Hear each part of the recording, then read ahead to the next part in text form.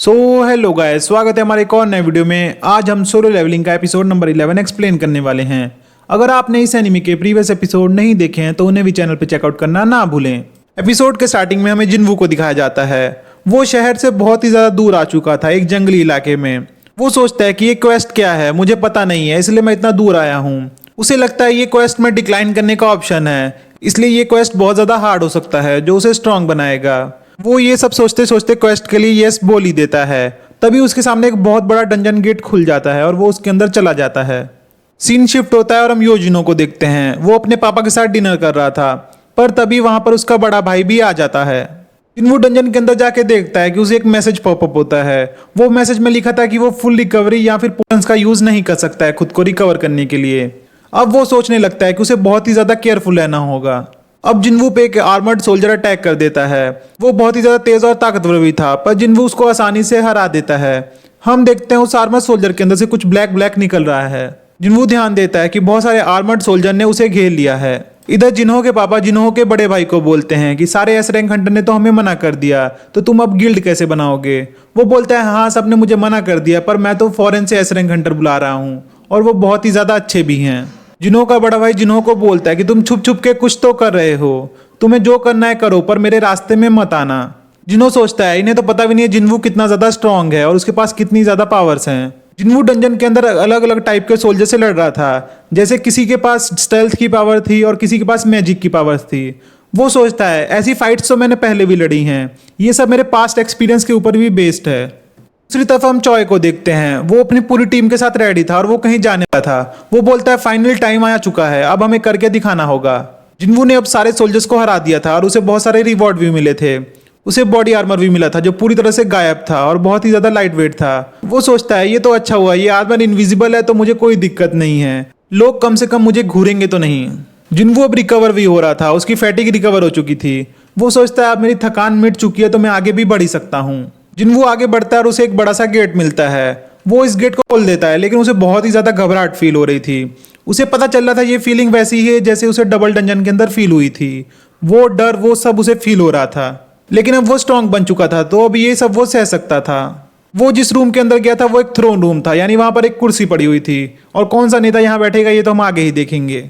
अंदर उसे इग्रिस मिलता है जो कि एक नाइट कमांडर था। जिन्वू को अब फील हो रहा था कि वो नाइट कमांडर कितना स्ट्रांग है और वो बाकियों की तरह तो बिल्कुल नहीं है।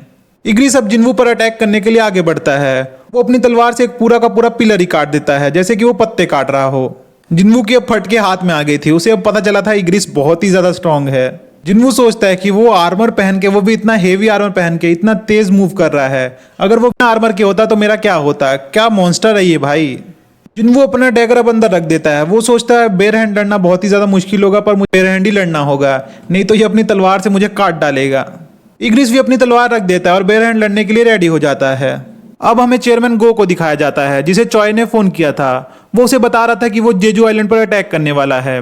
चेयरमैन गो बोलता है वो इतना ईजी नहीं होगा, वहां पे बहुत ही बड़े बड़े थ्रेट्स हैं, तुम क्या ये सब कर पाओगे। लेकिन चॉय ने तो अपना मन बना लिया था और वो वहां पर जाने के लिए तैयार था, उसे तो कोई भी नहीं रोक सकता था। तो चेयरमैन गो भी क्या बोलते, इसलिए वो भी शांति थे।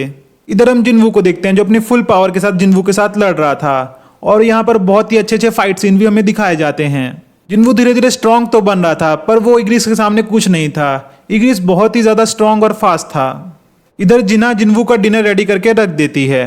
डंजन के अंदर जिन्वू मरो की तरह थ्रोन पर बैठा हुआ था। इग्रिस उसके सामने था और उसे मारने ही वाला था, पर तभी जिन्वू उठता है और बोलता है मेरा खेला इतनी जल्दी खत्म नहीं हुआ है, और वो इग्रिस पे लगातार अटैक करना चालू कर देता है।